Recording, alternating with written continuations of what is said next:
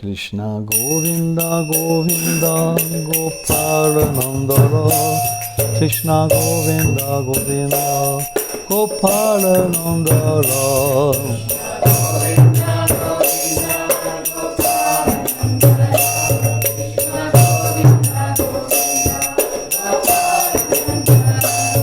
Gopala Nandara Gopala Nandara Gopala Nandara Gopala Nandara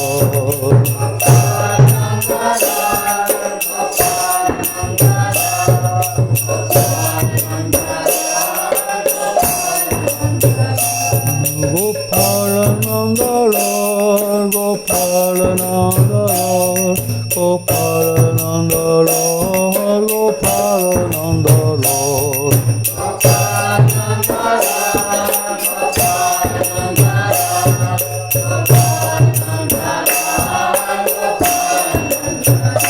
Krishna Govinda Govinda Gopala Nandala Krishna Govinda Govinda Gopala Nandala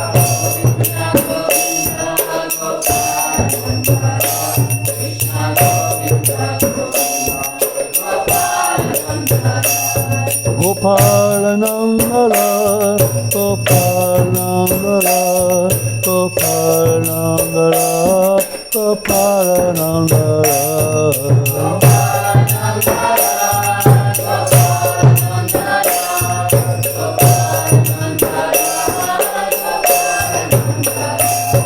Gopala Nandala Gopala Nandala Gopala Nandala Gopala Nandala Gopala Nandala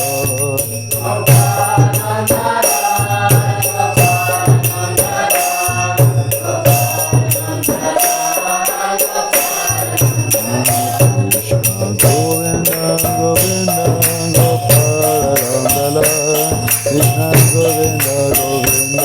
Gopala Nandala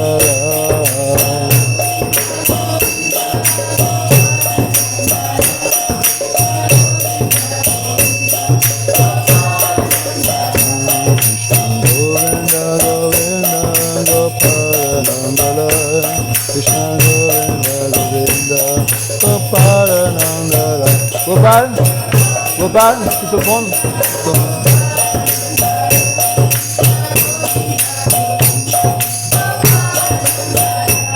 Gopala Nandala Gopala Nandala Gopala Nandala Gopala Nandala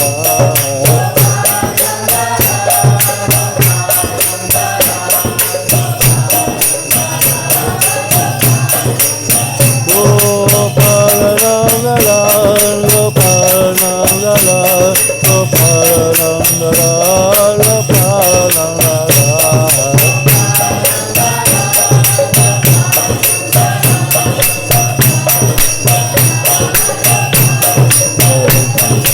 Govinda Govinda Gopala Nandala Krishna Govinda Govinda Gopala Nandala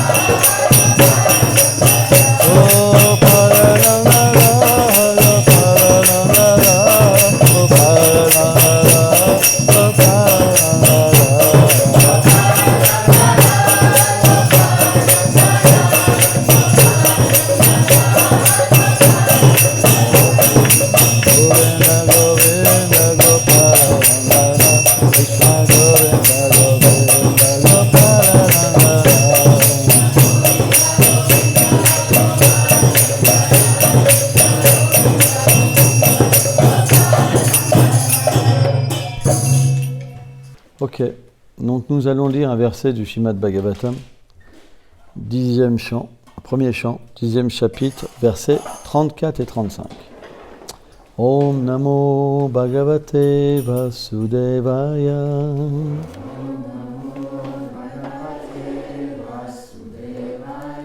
Om Namo Bhagavate Vasudevaya.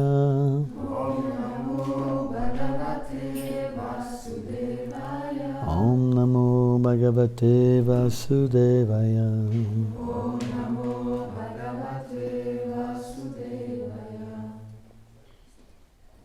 Kuru Jangara Pancharam Shulam Chenam Suyam Munam Brahmavartam Kurukshetram Matsyam Sarasvatam Hatam Maru Dhanvam Matikramya Sorivam Bimlayo Param Anartam Bhargavopagas Shamtavaho Manak Vibhu. Ils traversèrent le territoire de Kuru Jangala, de Panchala et de Sulachena, les régions qui longent les rives de la Yamuna, puis Brahmavarta et Kurukshetra, le royaume de Matsya, les régions sur les rives de la rivière Sarasvati. Ils atteignirent rapidement Anartha, Dwarka, avec des chevaux qui montraient quelques fatigues. Commentaire. Srila Vishwanath Chakravarti Thakur explique que les lieux que le Seigneur traversa ne sont pas inscrits dans un ordre correct. Ils sont connus aujourd'hui sous d'autres noms, comme le désert du Rajasthan. Ils sont en outre Maru, qui est un désert, et Dvanva, un lieu avec de faibles ressources d'eau. Krishna arriva à Anartha, le lieu de Dwarka, avec des chevaux légèrement fatigués par la longue route. Omagana Timilandasya, Ganam Jalam Shalakaya, Shakshuru Militam Janata Isme Shigulavinama, Namam Vishnu Padaya, Krishna Plestaya Bhutali, Shrimate Bhaktivedanta Swami Nitinamine. Des chevaux légèrement fatigués.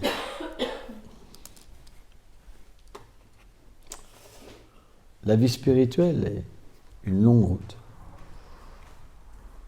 C'est pourquoi les gens qui n'ont pas un tempérament doux, qui sont égoïstes, impatients, colériques, ils ne peuvent jamais arriver au bout du chemin. Pourquoi ?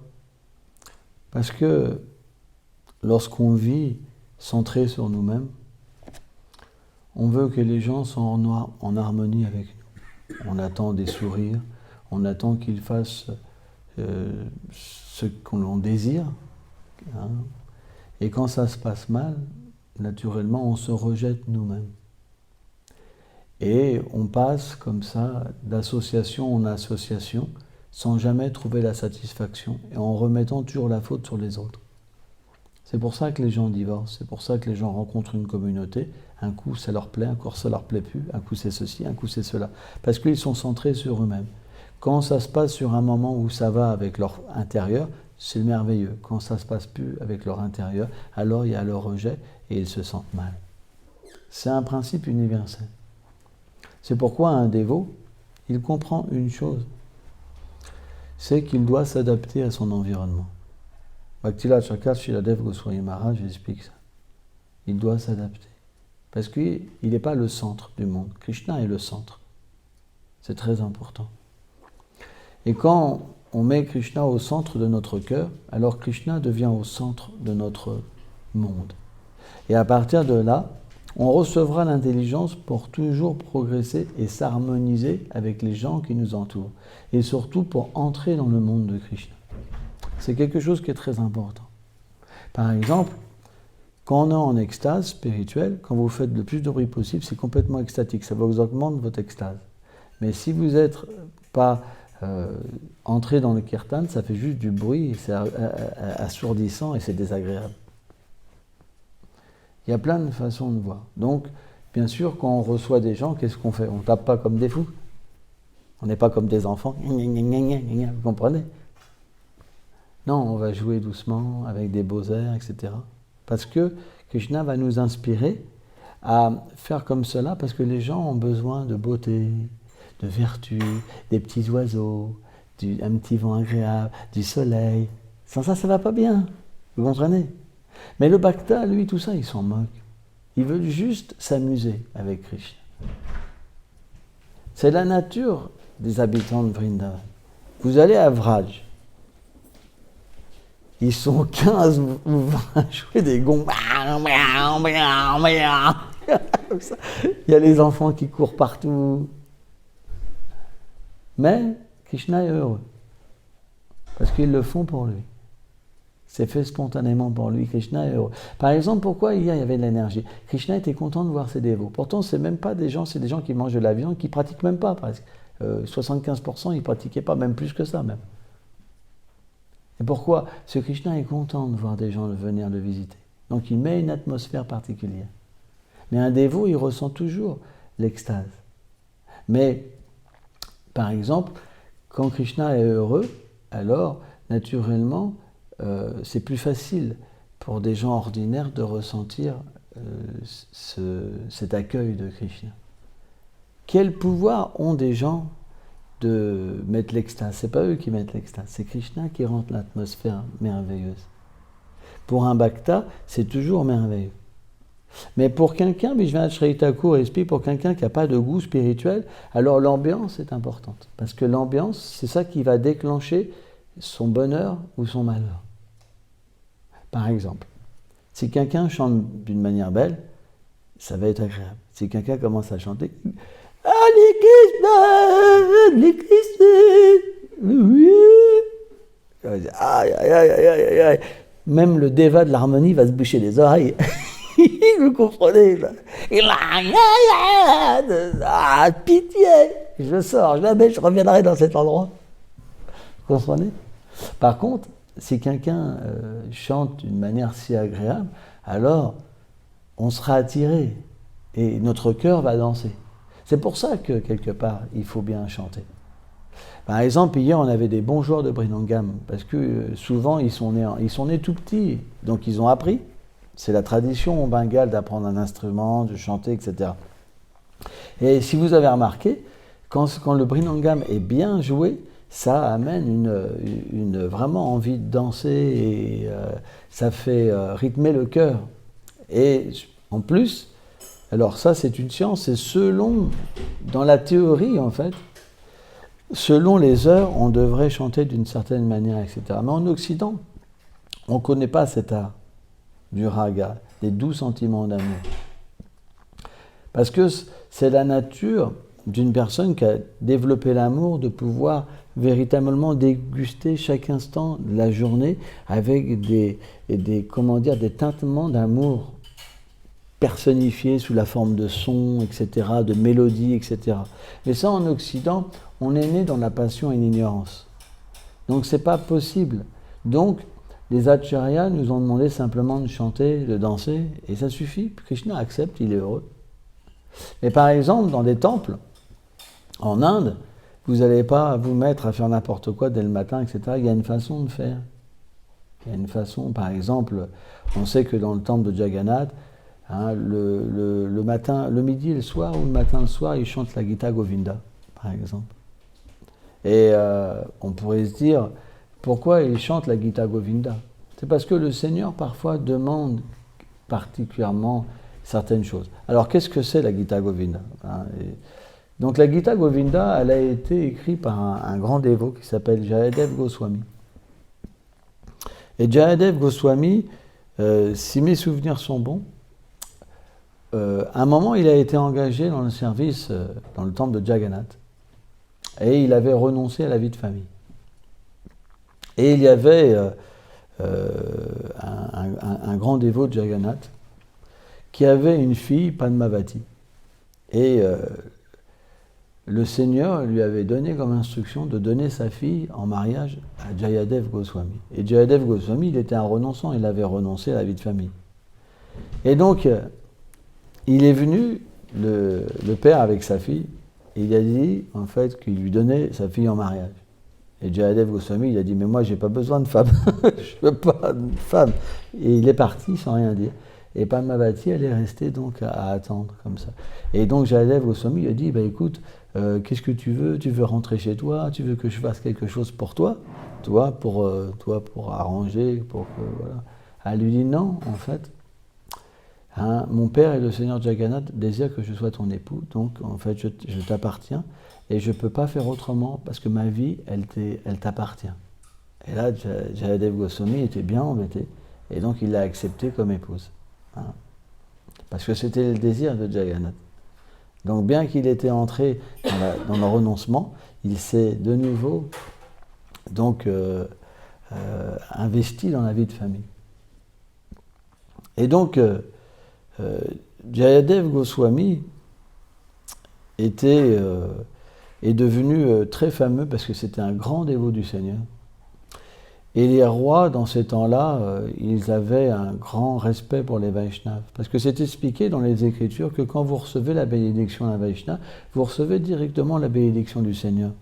Parce que ce qui se passe, c'est que dans la Bhagavad Gita, par exemple, Krishna explique qu'en proportion qu'une personne s'abandonne à lui, il récompense.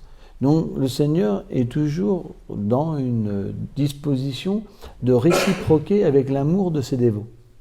Mais on n'a pas beaucoup d'amour. On a notre amour est tout petit. Donc si Krishna doit réciproquer avec notre amour, on ne va pas véritablement pouvoir aimer Krishna et comprendre Krishna véritablement. Mais les Vaishnavas ont une miséricorde supérieure, parce qu'ils sont dotés de la miséricorde du Seigneur et ils peuvent donner le Seigneur et l'amour pour le Seigneur, parce que le Seigneur leur appartient pleinement. Donc quand vous avez quelque chose, vous pouvez le donner.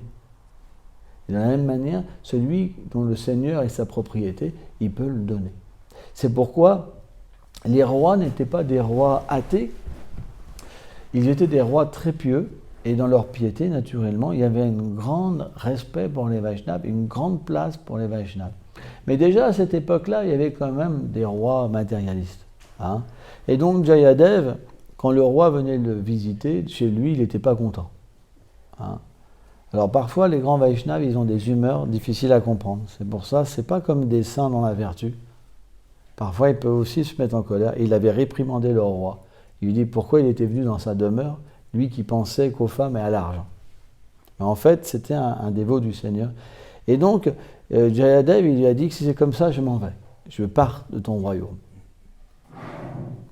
Puisque tu veux me contaminer, je pars de ton royaume. Et là, en fait, le roi est tombé avec des larmes à ses pieds. Il dit, pardonne-moi, mais je veux que tu restes. Si tu ne restes pas dans mon royaume n'a plus de valeur pour moi. Et là, en fait, Jayadev a compris qu'il était sincère, c'était un Vaishnava. Il dit, d'accord, tu peux venir me voir, mais pas habillé en roi, et on discutera sur Krishna. Donc, Jayadev était vraiment un dévot vraiment, vraiment très, très élevé spirituellement. Très, très élevé. Vous allez voir à quel point il était élevé. En fait, sous l'inspiration du Seigneur, il a écrit un grand poème en sanskrit qui est composé, qui est très compliqué et à la fois très simple. Une poésie très belle et très simple. Et il a écrit un poème qu'on appelle Gita Govinda. Et donc il a raconté des divertissements entre Radha et Krishna, des sentiments d'amour très profonds. Et à un moment, donc, il devait expliquer une scène qui est très difficile à expliquer parce qu'en fait, Krishna est le Seigneur originel, la source de tout, mais dans son royaume à lui, à Vrindavan, il enlève sa couronne, il enlève ses souliers, et il est un être d'amour qui se donne à ses dévots. Il est chez lui. Donc chez lui, ça veut dire qu'il est contrôlé par ses dévots. Maria Yashoda, il lui tire l'oreille, par exemple. Shridam, il lui monte sur les épaules. Hein, il mange les restes de ses dévots, par exemple. Il garde les vaches, il joue de la flûte. Et il a une amoureuse principale qu'on appelle Shrimati Radharani, qui est son énergie interne. Quand il est le Seigneur suprême, elle est Lakshmi Devi. Mais en tant que Radharani, elle contrôle Krishna. Et parfois, quand Radharani boude, parce que Krishna ne fait pas tout ce qu'elle veut, alors Krishna parfois demande pardon à Radharani en touchant avec sa tête ses pieds. Et ça, c'est quelque chose que personne ne peut écrire. Parce que comment le Seigneur de l'univers pourrait toucher les pieds de quelqu'un et demander pardon? Donc, Jayadev, quand c'était le moment d'écrire, il ne sentait pas d'écrire ça. Personne n'avait écrit quelque chose d'aussi intime.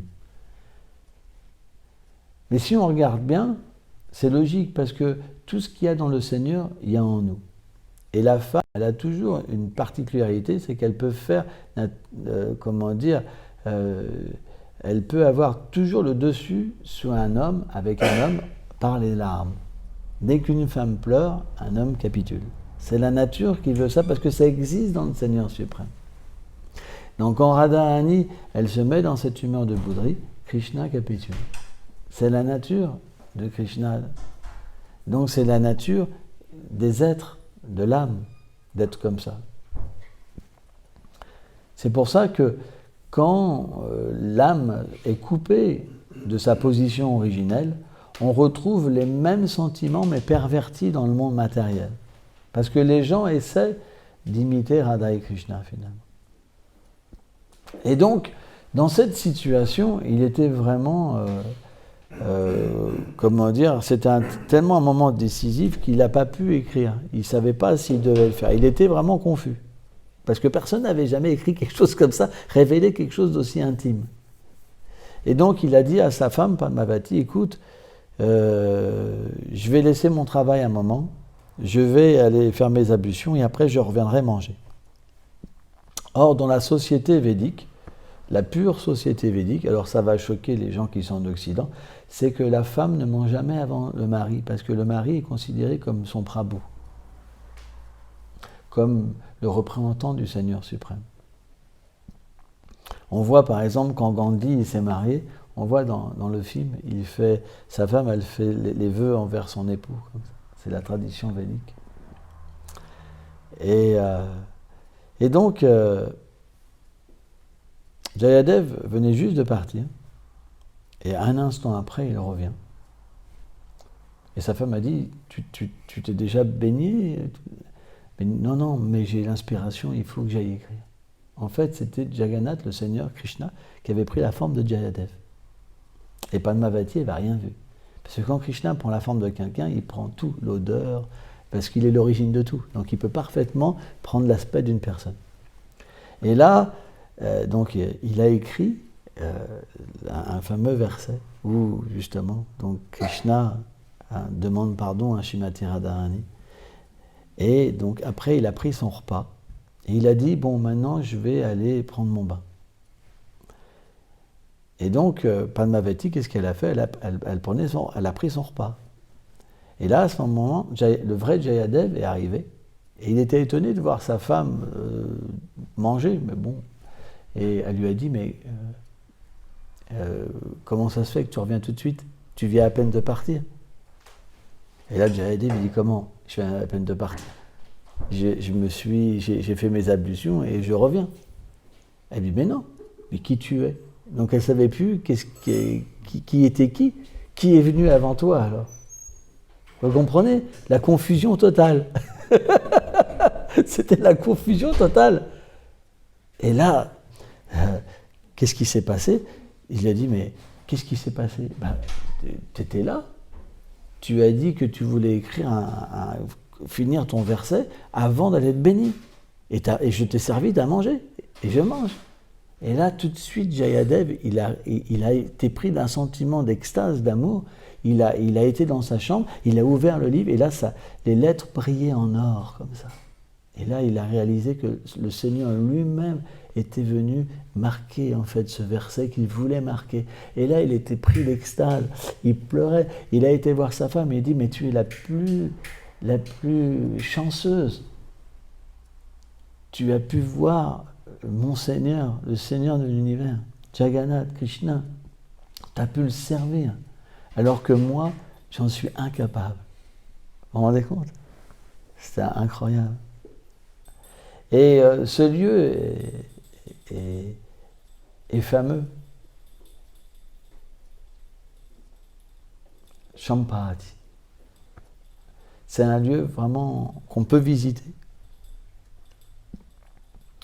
Et c'est un lieu qui représente l'endroit où Champakalata, elle cueille des fleurs, hein, qui est du jasmin, pour faire des guirlandes, en fait. Hein. Et c'est un lieu extrêmement propice. Moi, j'adore ce lieu. C'est très beau comme lieu, très merveilleux, vraiment extraordinaire. Ouais. Pour chanter, c'est très propice. Vraiment, c'est très doux. Mais les divertissements du Seigneur sont assez étranges. C'est que, en fait, Jayadev Goswami, un jour, il s'est fait... parce qu'il avait une mortie, des morties de Radha Madhava, qui sont à Jaipur. On a été les voir, ces déités? Peut-être. Elles sont à Vrindavan maintenant? À côté de Radha Shyamasundar. Ah. C'est le plus grand mortier de Yabushan, Radha Shyamasundar. Ouais. Ce sont des Shyamanandis qui sont sur la droite. D'accord. D'accord. D'accord. C'est les titres à droite. Parce que dans le livre que j'avais, il disait qu'ils étaient à Jaipur. Ah bon? Ouais, les mortiers originels sont à Jaipur. Ils ont été après apportés à Jaipur. Bon, après, voilà, il peut y avoir différents sons de cloche. Voilà. D'accord. Et donc, il avait pour habitude de collecter, parce que c'était un mendiant, hein, Jayadev Goswami. Il a aussi cette passe de mendicité. Il a travaillé pour le roi, etc. aussi. Alors, je ne sais pas si tout est dans l'ordre, mais ce n'est pas très grave. Et donc, il allait collecter de l'argent et des choses pour ses déités. Et comme il était célèbre, bah, il récoltait beaucoup de choses. Et des dacoits, des bandits, donc, l'ont attrapé, l'ont dépouillé, ils lui ont coupé les pieds et les mains. Et ils l'ont jeté dans un trou. Vous vous rendez compte? C'est quand même... c'est dur. Et Jayadev, qu'est-ce qu'il faisait? Il chantait simplement. Il n'était pas perturbé par cette condition. Parce que les âmes conditionnées, ils ne sont pas perturbés par une condition matérielle. Donc il chantait. Alors, certains disent qu'il chantait la Gita Govinda à ce moment-là. Et donc, les agents du roi, quand ils ont entendu, ils ont été attirés par la douceur du chant. Donc ils l'ont remonté, ils l'ont amené au roi. Et donc, c'est expliqué qu'à ce moment-là, donc il a eu le poste de trésorier, il me semble. Hein. Et comme le roi était très généreux envers les Vaishnavas, les Brahmanas, il distribuait beaucoup de richesses pour avoir des bénédictions. Quand ils ont entendu ça, les bandits, ils sont déguisés en Brahmanas, en Vaishnavas, pour avoir des richesses. Hein. Et naturellement, Jayadev, il les a reconnus. Mais il ne les a pas dénoncés pour se venger. Simplement, il leur a donné plus d'argent pour qu'ils perdent le goût à voler. Vous comprenez? Ça veut dire qu'il voulait qu'ils aient assez d'argent pour pas qu'ils aient ce besoin de voler, mais qu'ils soient satisfaits. Et eux, qu'est-ce qu'ils en pensaient en malfrats? Parce qu'ils avaient une mauvaise nature. Quand on a une mauvaise nature, on voit toujours les fautes partout.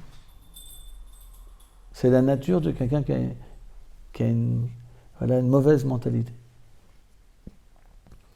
Et donc ils ont été voir le roi, le ministre du roi, en racontant des choses mauvaises sur Jayadev. Que c'était simplement un faux saint. Et parce qu'on l'avait découvert, il nous a donné beaucoup d'argent pour qu'on ne parle pas.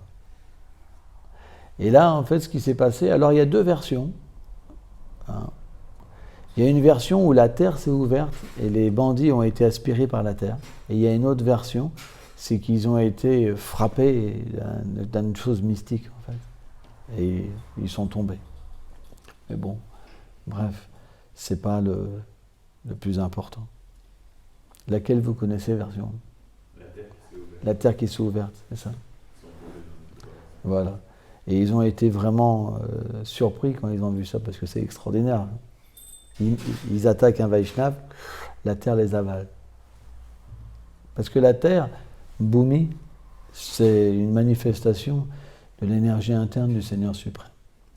Donc quand on critique les Vaishnavas, on peut se faire châtier par la terre. Il faut être un très très grand Vaishnava. Jayadev était un très très grand Vaishnava. Donc, pourquoi la Gita Govinda, pour revenir, pourquoi elle est chantée au temple de Jagannath, c'est qu'un jour, cette Gita Govinda était très populaire. Et il y avait une Mataji, une femme, qui chantait la Gita Govinda avec tellement d'amour. Et c'était simplement une paysanne, hein, qui cultivait des légumes, etc. Et quand, en fait, Jagannath, quand elle chantait, Jagannath, il quittait le temple, la mortie de Jagannath, il quittait le temple pour écouter, en fait, la Gita Govinda. Ses propres gloires. Et juste avant que ces pujaris ne rentrent, il rentrait. Et un jour, il est rentré tellement rapidement, parce qu'il était presque en retard, que la déité était éraflée et que le vêtement de la déité était déchiré. Et le roi, quand il a vu ça, il dit « Comment se fait-il que Jagannath, mon seigneur, est négligé comme cela ?» Il était en colère, parce que tous les jours, des habits sont offerts à Jagannath. Mata. Et donc, le chef Pujari, le chef en prêtre d'adoration des déités, il était vraiment, il s'est dit, je vais me faire châtier par le roi, qu'est-ce qui va m'arriver? J'ai fait une grande offense. Et là, le Seigneur Jagannath lui est apparu en rêve. Et il lui a dit, non, t'inquiète pas, c'est moi qui va tous les jours là-bas pour écouter cette grande dévote qui chante mes gloires. Et en fait, tu n'y es pour rien. Va simplement raconter ça au roi. Et je veux que tous les jours, en fait, cette Gita Govinda, elle soit chantée dans mon temple. Et donc, il a été donc voir le roi. Et depuis maintenant, cette tradition, cette famille perpétue donc le chant de la Gita Govinda dans le temple de Jagannath. Hein? Il y a sûrement souvent beaucoup de filles qui naissent dans cette famille, parce que c'est une femme qui chante en fait. En Inde, les femmes, elles ont des voix extraordinaires. C'est vraiment... Et puis de la façon que c'est chanté, la Gita Govinda, c'est des ragas, c'est tellement beau. Hein, vraiment très beau. Hein. Je vous promets, un jour, on aura des chanteurs experts, des musiciens experts, on n'aura pas besoin de faire du bruit comme ça, et s'agiter. Bon, il y aura les deux aspects. Parce qu'il faut aussi rire, c'est important. Danser, sauter. Et puis aussi, il faut pouvoir s'absorber dans des sentiments plus internes. Et c'est pour ça qu'il faut se qualifier. Il faut se qualifier à donner des classes. Pour ça, il faut apprendre, raconter des histoires. Il faut que ça soit agréable. Il faut que ça motive. Si on commence à dire juste « je suis pas score, je suis l'âme et je me réincarne dans une pierre ». Tout le monde va être là. Dans une pierre, c'est déjà une pierre. Vous comprenez? Mais si on raconte des belles histoires, automatiquement, on va vouloir venir à la classe en se disant « youpi, je vais écouter une belle histoire, ça va me faire du bien, ça va me mettre dans une humeur spirituelle. » Et c'est important. De la même manière, quand on habille les déités, il faut qu'on soit expert. Si les déités sont bien habillées, c'est attirant. C'est beau. Il y a des gens, quand ils viennent au temple, ils voient les déités, ils disent c'est tellement beau. Hein. Moi, par exemple, quand j'ai habillé les déités, avant, c'était moins beau. Hein. Mais ça ne veut pas dire que Krishna n'est pas satisfait. On fait ce qu'on peut. Ce que Krishna accepte, c'est l'amour. Ce n'est pas la beauté externe. Mais le problème, c'est que les gens, qu'est-ce qu'ils voient? La beauté externe, pas l'amour. Donc, quand vous allez, par exemple, en Inde, dans des petits temples, où vous avez des vieux sages, plein de vieux sages, les morties sont presque poussiéreuses des fois. Et pourtant, il y a une grande dévotion dans le temple. Bon, c'est une façon de parler. Le temple n'est pas toujours très propre parce qu'ils sont très vieux. Ils ont le dos courbé, par exemple. Mais quand vous rentrez, il y a une atmosphère tellement profonde que vous avez même peur de faire du bruit pour déranger. C'est très particulier. Donc, bien que les déités ne sont peut-être pas changées tous les jours, et Krishna est très satisfait. Parce que dans leur cœur, ils ont un tel amour pour leur Seigneur. Quand ils chantent les saints noms, ils versent des larmes, leur corps tremble. Et c'est ça que Krishna voit. Mais, dans un niveau de dévotion moindre, on doit avoir cet aspect externe pour pouvoir être enthousiaste. Et c'est important. Parce que si on commence à se dire, oui, le plus important c'est la dévotion, mais qu'on n'en a pas, à un moment, Krishna n'est pas satisfait aussi. Parce que nous, notre besoin de satisfaire Krishna, c'est un besoin physique pour l'instant. Ça veut dire que je vais l'habiller parce que Krishna vient sous la forme de la déité. S'il est bien nourri, hein, il peut même grossir. C'est expliqué, les déités peuvent grossir des fois, hein, et maigrir. Par exemple, je vais vous révéler des choses. Moi, je vais vous révéler un divertissement avec moi. À une époque, il y avait les petits Gauranitai qui avaient été installés par Bhaktiprabhupada Puri Maharaj. J'avais 2 Shalagram Shila et un Govardhan Shila. Et donc, il y avait des dévots qui vivaient avec moi. Et il y a un dévot un peu bizarre qui avait monté les dévots contre moi. Et donc, c'est moi qui étais le Pujari, qui adorait les déités. J'avais promis à mes déités, je reviens dans 1 mois pile. J'avais fait une promesse. Et donc, j'étais parti. Et pendant ce temps-là, le dévot mal intentionné, il avait monté les dévots contre moi.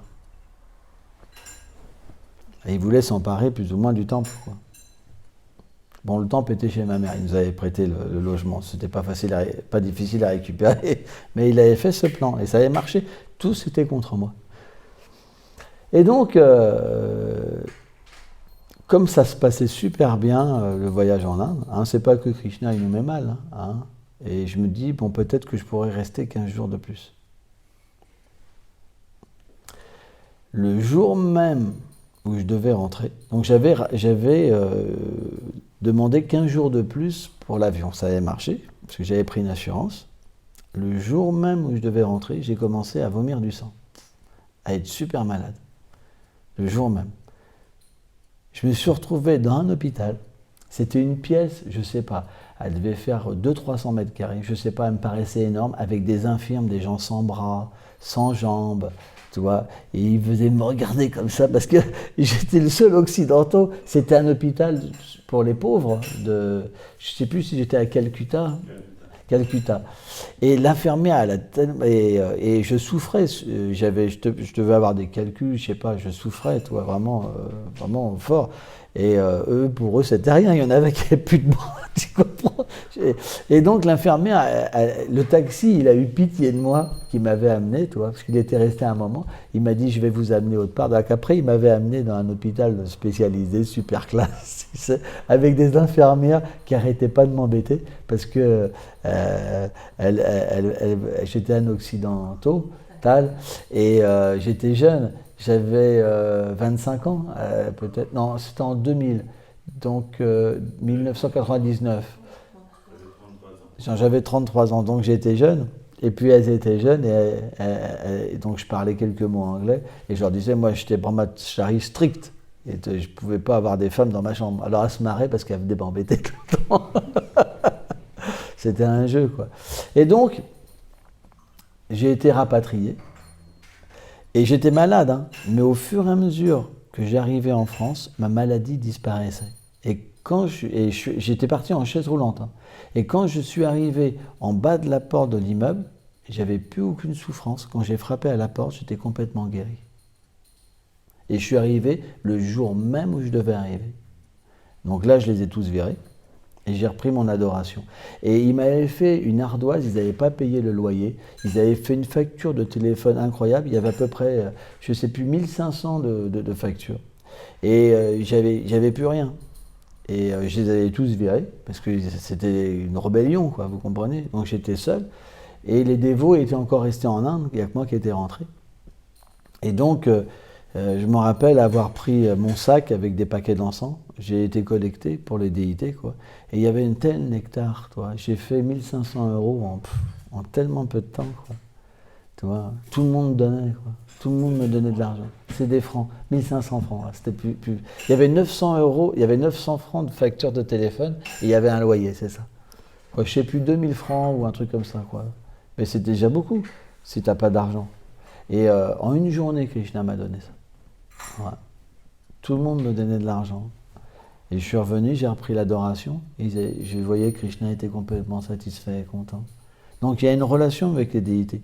Je me rappelle aussi, par exemple, si les déités dans le temple, c'est pas chauffé, ils ont froid, mon corps tremble la nuit. Je me réveille, j'ai froid. J'ai beau mettre des couvertures, j'ai froid en fait. Si elles ont froid, j'ai froid. C'est la nature en fait de Krishna de faire voir à son dévot qu'il n'est pas bien, quoi. Et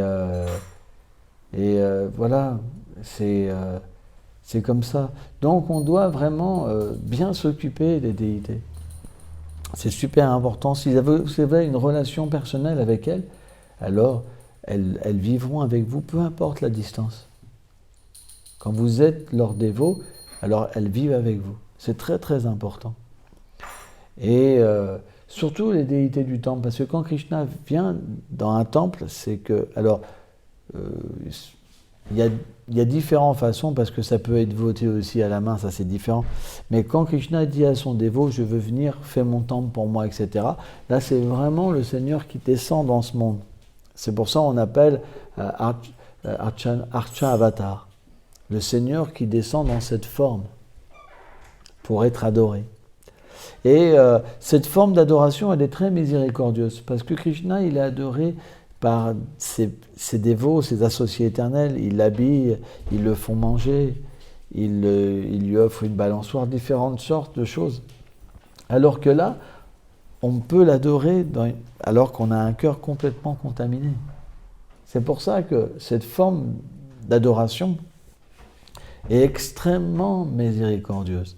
On peut faire les choses les plus élevées à un niveau le plus bas. Et donc pourquoi il y a un tel écart? C'est parce que finalement Krishna, il est tellement miséricordieux, c'est expliqué que même si on n'est pas qualifié, il accepte l'adoration. C'est pour ça que Vishwanath Chakravarti Thakur, il explique qu'il y a différents niveaux de dévots. Alors le plus haut niveau, c'est quelqu'un qui peut s'absorber dans sa forme transcendantale et faire son service. C'est le plus haut dévot. Le dévot un peu plus bas, c'est quelqu'un qui essaye de se souvenir de sa réalité et d'accomplir le service. Et le troisième, c'est une personne qui est engagée dans l'adoration de la déité dans le temple. Et il dit, en fait, bien qu'il faut minimum connaître son identité pour revenir au monde spirituel, il dit celui qui est engagé dans le service de la déité, même s'il n'en est pas conscient, Krishna le ramène. Vous vous rendez compte? C'est pour ça que ce n'est pas ordinaire les gens qui sont engagés dans l'adoration de la déité. Ce n'est pas ordinaire. C'est que même si vous n'êtes pas qualifié, Krishna vous ramène. Donc, on devrait toujours être conscient de la miséricorde que le Seigneur a envers nous. Alors bien sûr, sans conscience, on ne peut pas comprendre ce que Krishna fait pour nous. Mais le Seigneur essaie toujours de nous ramener. C'est nous qui rejetons. On ne veut pas, on souffre. Tout le temps on souffre, mais on veut rester dans cette condition de souffrance. Et il est dans le cœur constamment, il essaie de nous ramener. Donc c'est pourquoi, en venant dans un temple, en habitant dans un temple, en habitant près du temple, on doit profiter de cette occasion de se relier dans une relation d'amour avec la déité. Et la déité, à ce moment-là, peu importe où on vit, elle restera toujours avec nous. C'est très important. Merci beaucoup.